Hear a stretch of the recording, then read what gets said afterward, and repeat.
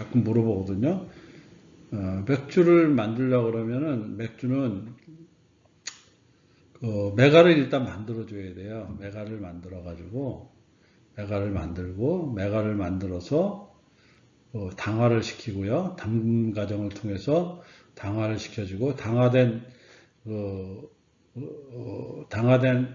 당을 갖다가 사용해서 알코올을 만드는 그런 과정을 거칩니다. 그래서 크게 맥주 공정을 쓰라 그러면 메가를 일단 만들어야 되고요. 메가를 만드는 거는 보리 메가예요. 보리를 갖다 발화시키면 단백질을 분해하는 효소가 생성되고요. 그 효소가 생성된 걸 이용해 가지고 당화를 시켜주는 거예요. 당화를 시켜준 걸 가지고 생성된 당을 가지고서 발효를 하는 그런 3단계로 이렇게 형성되어 있어요. 그래서 맥주 공정에 쓰시오 그러면 이걸 적으시면 됩니다. 자, 이어서 설명드리겠습니다. 그 다음에 발효를 시킨 다음에 맥주 공정은 숙성을 시켜요. 숙성을 시킨다는 소리는 뭐냐면요. 발효가 끝낸 경우에 향이 미성숙하고 맛이 거칠거든요. 이럴 경우에 그 향이 미성숙하고 맛이 거친 것들끼리 서로 케미칼 반응을 일으켜서 맛을 갖다가 좋게 만드는 그런 과정을 거치는 걸 갖다가 숙성이라고 합니다. 그래서 여러분들이 발효와 숙성은 틀리는 거예요. 발효는 미생물에 의해서 일어나는 거고요. 숙성은 케미칼에 의해서 일어나는 걸 숙성이라고 합니다. 그래서 항상 이런 맥주 공정을 하게 되면 숙성을 꼭 거쳐야지만 맛이 성숙해지고 거칠은 맛이 완만한 맛으로 바꿔져요. 그래서 그렇게 꼭 기억하셔야 되고요. 그래서 맥주를 만드는 과정 중에서 또 자꾸 물어보는 거는 맥주 발효가 두 가지 타입으로 있는데요. 상면 발효 효모와 하면 발효 맥주로 두 가지로 논아요. 그래서 효모가 틀려서 그런데요. 상면 발효 효모는 산소를 많이 요구하는 경우에는 효모가 상면에 떠 있어요. 상면에 떠 있으면서 맥주 발효를 하기 때문에 그래서 발효 속도가 굉장히 빠르고 그리고 거기서 생성되는 산물이 굉장히 많아서 굉장히 진한 맛을 내는 경우가 상면 발효 맥주고요. 하면 발효 맥주는 효모가 밑에 깔아앉아 있어 10도 이하의 저온에서 발효하고요. 그리고 에어를 많이 요구하지 않기 때문에 부산물을 많이 만들어내지 않아요. 그래서 굉장히 깔끔한 맛을 내는 경우를 갖다가 하면 발효염이라고 합니다. 그래서 상면 발효염은 사카라메세스 세르비지아고요. 하면은 사카라메세스 카스버르게이시 제네시스라고 그래요. 그래서 그 균 이름을 한번 찾아가지고 한번 외우시면 됩니다. 그래서 그거 한 다음에 열 처리하고요. 포장하는데 열 처리 안 하는 경우가 생맥주라고 그럽니다. 그래서 여러분들이 그렇게 구별을 하시면 될 것 같습니다. 자, 맥주를 만들 때 항상 맥주에 호흡을 넣어주는 경우가 많아요. 호흡을 넣어주는데 호흡을 넣는 이유가 뭐냐고 이렇게 물어보는 거예요. 호흡을 넣는 이유는 호흡을 넣으면 호흡에 진한 좀 약간 톡 쏘는 풍미를 부여해 주고요. 호흡이 들어가면서 거품을 갖다가 많이 만들 수 있고요. 호흡 자체가 항균 작용을 합니다. 그리고 호흡에 들어있는 탄닌이 단백질 침전을 제거해 주고요. 그 다음에 맥주가 청정해지고 안정화에 도움이 줘요. 그래서 호흡의 기능 같은 경우 5가지나 있는데 주로 5가지는 잘 안 물어보고요. 한 3가지 정도 물어보면 풍미를 부여해주고 거품을 지속시켜주고 항균 작용을 한다. 이 3가지 정도 잘 외우시면 될 것 같습니다. 53번 문제인데요. 냉동식품의 포장지 구비 조건 4가지입니다. 이걸 냉동시켰을 때 식품을 냉동시킬 때 포장지를 갖다가 사용할 때 꼭 구비해야 되는 포장지 4가지 종류인데 냉동을 시켰을 경우에는요 얼음덩어리 비슷하게 되기 때문에 그럴 경우에 포장지는 도대체 어떤 특징을 가져야 되는지 물어보는 경우거든요. 그래서 포장지가 경화되지 않아야 돼요. 경화됐으면 딱딱하면 얼음이랑 부딪혀가지고 그 포장지가 뜯어지거든요. 경화되지 말아야 되고요. 방습성이 크고 유연성이 있어야 되고요. 그 다음에 포장지 내로 가스가 투과되면 안 돼요. 가스가 투과되면은 그 가스 투과에서 산화나 여러 가지 그 품질을 저하시키는 문제가 생기고요. 그 다음에 그 포장재를 갖다가 냉동 포장재를 그 해동시키거나 그런 거, 그 다음에 또 온도를 가했을 경우에 수축성이 있어야 돼. 수축이 없으면은 온도를 올렸을 경우에 깨지게 되거든요. 포장지가 뜯어지기 때문에 네 가지 특성을 가져야 돼요. 경화되지 않아야 되고요. 방습성이 크고 유연해야 되고요. 가스 투과성이 낮아야 되고 가열 수축성이 있어야 되는 네 가지 특성을 여러분들이 기억하시면 됩니다. 자, 문제 54번인데요. 육류의 사후 경직과 숙성 과정을 설명하고 육질 개선 방법을 쓰래요. 자, 육질 개선 방법. 그러면 도살을 할 경우에요. 사후 경직이라는 걸 설명해야 되는데 사후 경직이라는 소리가 뭐냐면요. 도살하고 나면은 고기가 딱딱해지는 경우를 사후 경직이라고 그러고요. 그게 경직이 숙성을 과정을 통하게 돼서 부드러워지는 과정을 통하게 되어 있어요. 그래서 그 숙성 과정을 설명하라는 거예요. 육질 개선 방법을 쓰라는 겁니다. 그래서 도살하게 되면 pH가 7, 도살 전에 7에서 7.4였는데요. 도살하게 되면 숨이 끊어졌기 때문에 산소 공급이 제한돼서 몸 안에 있는 글리코겐을 분해해서 젖산을 생성하기 시작해요. 그러면 pH가 저하가 되고요. pH가 6.5 이하로 떨어지게 되면요. 그를 갖다가 사후 경직이라고 그러는데요. 액틴과 미오신이 액토미오신으로 되고요. 그래서 근육의 수축이 발생되는 겁니다. 그리고 보수성이 감소되고요. 그런 특징을 가지고 있고요. 최대 사후 경직은 pH가 5.4까지 떨어지는데요. 이 5.4가 되면 효소가 불활성화로 젖산 생성이 중지되고요. 그 다음부터는 단백질 분해 요소가 활성이 돼요. 그래서 근육의 분해가 시작되고 맛성분이 생성됩니다. 그래서 이때부터 이제 자가 숙성이 발생이 되면서 pH가 상승되는데요. 이때 쇠고기에 연화가 발생이 돼요. 그래서 액토미오신이 액틴과 미오신으로 다시 분해돼 가지고 연화가 발생되고요. 근육의 보수성이 증가해요. 근육의 물 분자가 다시 결합이 되고요. 그 다음에 프로테아제 활성 단백질로 인해서 향미가 증가돼요. 향미가. 그래서 여기서 주 생성되는 게 하이포산틴이라든지 아니고 그리고 또 핵산 같은 게 생성이 돼요. 그래서 숙성을 시켜야지만 고기에 연화가 되고 보수성이 증가되고 향미가 증가하는 그런 특징을 나타내고 있습니다. 그래서 이렇게 정리하시면 됩니다. 자, 같은 문제인데요. 문제 54-1이 육류의 사후 경직과 숙성 과정을 설명하고 육질 개선 방법을 쓰시오. 그래서 이때 육질 보존 및 개선 주의점인데요. 식육을 이용할 경우 육류의 종류나 온도에 따라 숙성도가 다르기 때문에 기간을 잘 지켜야 되고요. 영양소가 풍부하고 경직이 해결될 위험은 단백질로부터 저분자 물질들이 많이 생성되면 오히려 미생물 증식이 활발해질 우려가 있어요. 그래서 고온 숙성 시 숙성 속도는 빠르지만 북대기식으로 저온에서 천천히 진행시켜야 돼요. 그래서 바람직한 숙성 조건은요.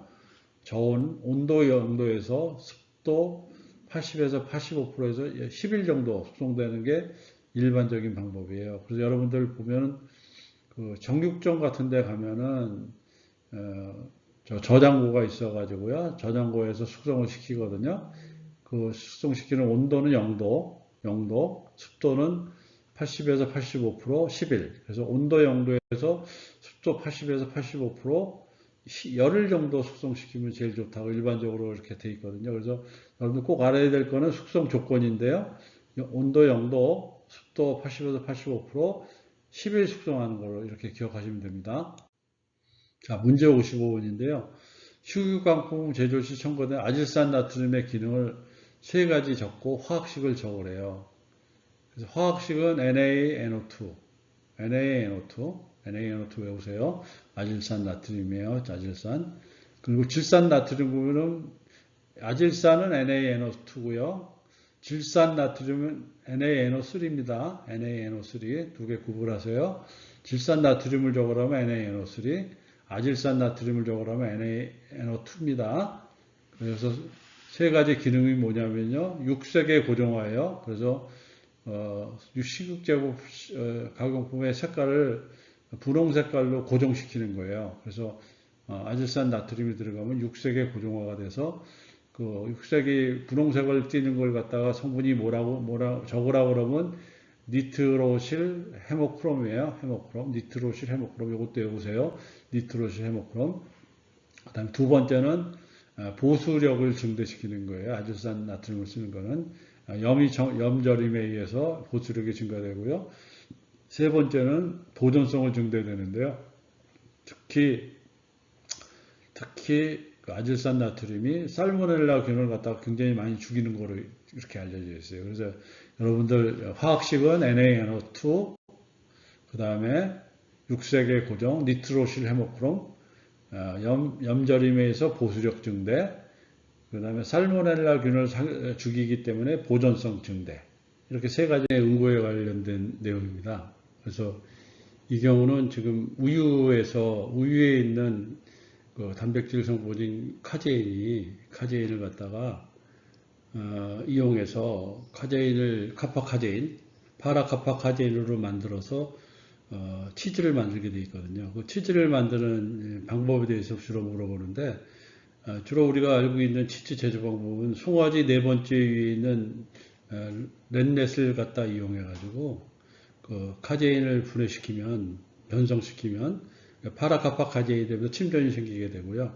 그 침전이 생긴 그게 결국은 치즈가 되는 겁니다. 그래서 그 제조 공정도를 이렇게 복잡하게 써져 있지만 우리가 꼭 알아야 될 것은 카제인에다가 송아지 네 번째 위에 있는 그 렌넷을 첨가하게 되면 그 반응에 의해서 파라카파카제인이 되면서 침전이 발생돼서 치즈가 생성되는 그런 과정이라고 여러분들 이해하시면 됩니다. 다시 56-1은 치즈 우유 단백질 카제인의 응고에 대한 내용인데요. 우유는 그 안정적인 유화 상태로 있어요. 그래서 우유에 들어있는 단백질이나 우유에 있는 기름이나 뭐 이런 것들이 유화제에 의해서 이렇게 안정적인 상태로 이렇게 분리가 안 돼 있고 같이 잘 유화 상태로 있는데 이 유화 상태를 깨는 게 뭐냐 그러면요. 카파카제인의 마이셀 보호 능력을 소실해가지고 렌넷이 카파카제인의 마이셀 보호 능력이 있는데 렌넷이 들어가서 이걸 깨트려서요. 파라카파카제인을 만들면 응고가 일어나서 그때 침전이 발생되는데요. 이때 우유의 등전점이 있어요. 우유의 등전점은 pH 4.6입니다. 그래서 pH 4.6 상태를 만들게 되면 네트 차지가 제로가 되는 등전점이 pH 4.6이기 때문에 이렇게 pH를 좀 조정한 상태에서 카제인에다 렌넷을 넣으면 파라카파카제인이 돼가지고 응고가 됐을 됩니다. 그래서 응고가 됐을 때 그때부터 이제 치즈를 제조하는 공정이 시작되게 되어 있습니다. 그래서 여러분들이 항상 유효 단백질 상태가 잘 유지되는 것은 카제인의 마이셀 보호 능력 때문에 이렇게 되어 있는데 이걸 산으로 만들어서 침전을 쓰게 되면은 침전이 발생되고요. 그리고 그 침전이 발생되는 pH는 4.6만 되게 되면 침전이 되게 되어 있는데 그래서 침전을 시켜서 카제인 상태가 침전된 상태도 될 수 있지만 근본적으로는 카제인에다가 렌넷이라는 효소를 첨가하게 되면 파라카제인이 돼서 그것이 응고 카제인이 되는 그런 기작을 나타내고 있어요. 그래서 이게 pH에 의해서도 될 수도 있지만 효소에 의해서 이렇게 되는 거 있습니다. 그래서 pH로 된 걸 갖다가 자연 치즈라고 그러지는 않고요. 이렇게 치즈 만드는 공정에서 쓸 수 있지만 자연 치즈라 그러면 렌넷을 써서 파라카제인을 만들어서 치즈를 제조한 걸 갖다가 의미한다고 여러분들이 이해하시면 됩니다. 이 밑에 그림은 등전점 상태가 되면 pH 4.6이 됐을 때 우유의 등전점이 되고 그때 침전이 많이 발생되고요. 4.6 이상이 되면 다시 또 카제인이 이 등전점을 벗어나기 때문에 잘 녹는 상태로 이렇게 유지해 놓는다는 걸 보여주는 그림입니다. 예. 자, 이렇게 해서 카제인 나오면 꼭 넷넷 그리고 파라카제인 기억하시고요. 우유의 등전점이 4.6이 돼서 pH를 조절해주면 카제인을 침전시킬 수 있다. 이렇게 여러분들이 이해하고 계시면 되겠습니다. 자, 문제 56-2인데요. 치즈의 종류에 대해서 물어보는 거예요. 그래서 치즈는 자연 치즈요. 그리고 가공 치즈로 되어 있는데 우유 성분은 주로 카제인하고 유지방, 유당 이렇게 되어 있는데 이 치즈는 경도에 따라서 치즈를 분류하는데요. 연질 치즈, 반경질 치즈, 경질 치즈, 초경질 치즈 이렇게 네 가지로 나눕니다. 그래서 여러분들은 치즈를 나누는 방식을 갖다가 이제 수분에 따라서 이걸 나눠주는데요. 55%에서 80% 정도 된 걸 연질이라고 그러고요. 수분이 많기 때문에 연한 거예요. 반경질은 45에서 55, 그 다음에 경질은 34에서 45, 초경질은 13에서 44예요. 그래서 13에서 34, 34에서 45, 45에서 55, 55에서 80 이래가지고 노르면 되는데요. 그래서 초경질 치즈일수록요, 초경질 치즈일수록 딱딱한 거예요. 그래서 여러분들 뷔페 같은 데 가면 이렇게 갈아가지고 먹는 것들, 그런 것들이 이제 주로 초경질 치즈고요. 그래서 파마산이 제일 유명한 거예요. 파마산이 제일 유명해가지고 그렇게 하나 외우시면 되고요. 경질은 저기 발효가스 구멍이 생긴 거예요. 발효가스 구멍이 생겨가지고 하는데 여러분들이 구멍이 큰 것, 작은 것, 그리고 거의 구멍이 없는 것 이렇게 되어 있는데 여러분들이 잘 알고 있는 체다 치즈나 그다음에 고우다 치즈 이런 것들을 이렇게 생각해 주시면 되고요. 그 다음에 연질 치즈는 모짜렐라, 되게 연한 치즈고요. 그 다음에 반경질 치즈는 유명한 게 없는데 여러분들 하나 정도 외울 게 줄려면은 브릭 치즈 그래가지고 연질은 모짜렐라를 꼭 알아두시고요. 그래서 55에서 80%, 반경질은 브릭 해서 45에서 55, 경질은 34에서 45인데 여기서 고우다나 체다 이런 거 좀 외우시고요.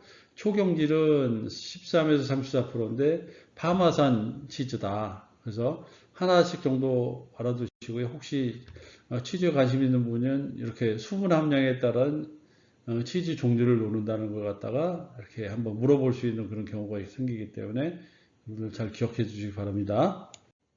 자, 문제 57번인데요.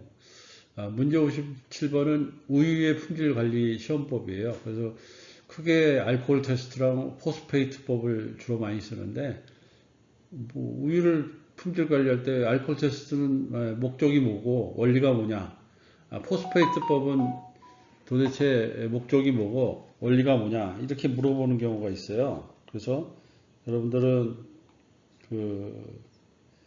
그걸 잘 정리하셔야 됩니다. 그래서 첫 번째 포스페이트법부터 먼저 할게요.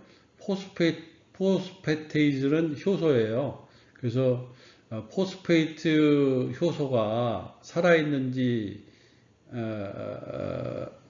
아니면 불활성되어 있는지를 판단하는 방법이에요. 그래서 이건 뭐를 의미하냐면 살균이 제대로 됐는지 안 됐는지를 따지는 거예요. 그래서 옛날에 보면은 우유 살균할 때가 저온 장기간 살균 뭐 이런 식으로 해가지고 살균이 안 돼 있을 경우가 생길 수 있어요. 그래서 포스파테이즈 방법은 살균 여부를 검사하는 방법이다. 그래서 61.7도씨에서 30분 가열 시 효소가 완전히 불활성되는데 이 불활성되지 않는 그런 경우가 발생될 수 있어요. 그때 지표 효소가 포스파테이즈예요. 그래서 포스파테이즈를 검사하는 방법은 우유가 61도, 7도 살균이 제대로 됐는지 안 됐는지를 갖다 판단하는 거고요. 61.7도에서 30분 가열하게 되면 파괴가 되는데 파괴가 안 됐다는 소리는 살균이 안 됐다는 걸 갖다 의미를 가지고 있어요. 그래서 포스파테이즈 방법 가지고 살균 여부를 검사하는 방법이 하나 있고요. 두 번째는 알코올 테스트인데요. 알코올 테스트에서 이때 보이는 거는 목적은 신선도 검사예요. 그래서 단백질이 변성이 됐는지 안 됐는지를 판단하는 겁니다. 그래서 단백질이 변성이 되면 심전이 응고물이 생기는데요.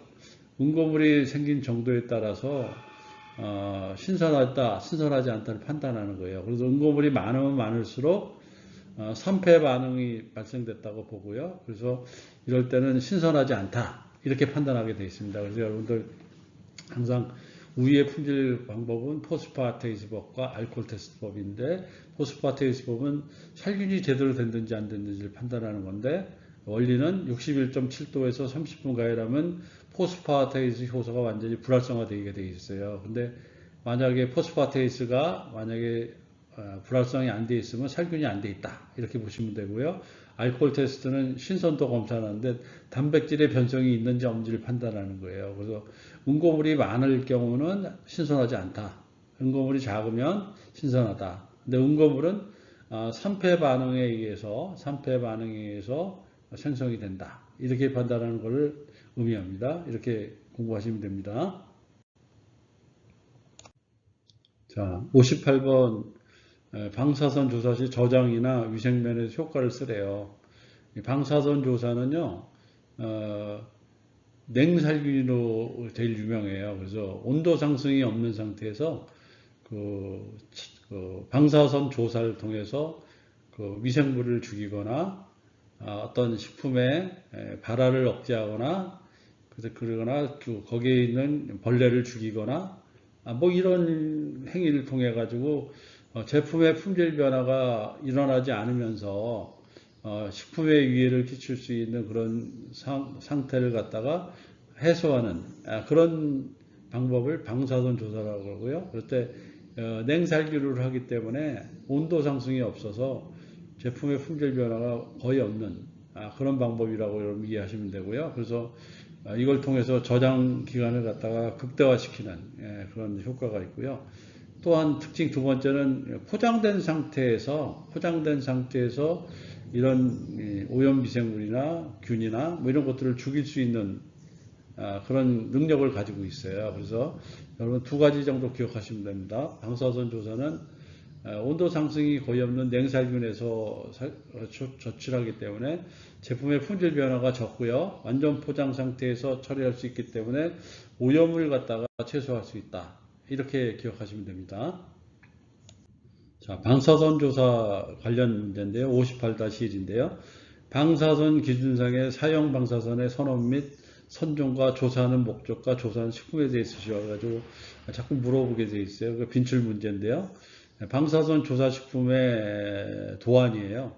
도안이 돼서 뭐 꼭 새마을 운동 비슷하게 되어 있는데 이파리 같은 게 있고 거기에 방사선이 있고 그 다음에 바깥쪽에 이렇게 테두리를 쳐가지고 보호해줘야 되는 의미를 보호하고 있어요. 그래서 이렇게 항상 기억할 거는 이렇게 막을 쳐서 보호를 해주는데 그 밑에 그런 식품이 있고 그 위에 조사를 해준다. 이렇게 그림을 좀 외우시고요. 방사선에 쓰이는 선원 및 선종은 코발트 60이고요. 코발트 60을 주로 씁니다. 코발트 60. 방사선을 조사하는 목적은요, 숙도를 지연시키거나 발화를 억제하거나 살균 및 살중, 식품의 고전성을 증대하는 거고요. 과체 호흡 속도를 지연시키고 식중독 억제하고요.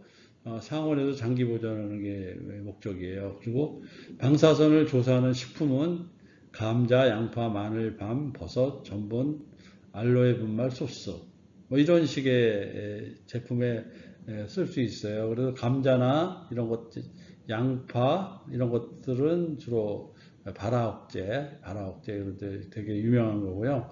나머지 같은 경우는 숙도를 지연시키거나 식중독을 억제하거나 미생물을 죽이는 그런 역할을 하는데 주로 많이 사용하고 있습니다. 그래서 계속해서 58-2인데요. 식품공정상 감자, 양파의 발화 억제 등을 위해 실시하는 방사선 조사 기준을 쓰래요. 그래서 이게 제일 유명한 거거든요. 감자, 양파의 발화 억제.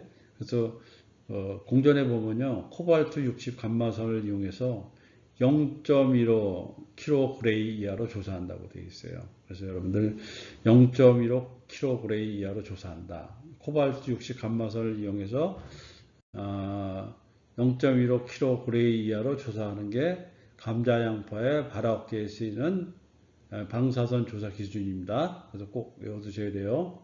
자, 방사선 조사 문제 계속 예를 들면은요, 이렇게 칸막이를 쳐가지고도 나와요. 이렇게 칸막이를 쳐가지고 감자, 양파, 마늘은 조사 목적이 뭐냐? 그러면 발화 억제해가지고 설량은 0.15kg 이렇게 하시면 되고요.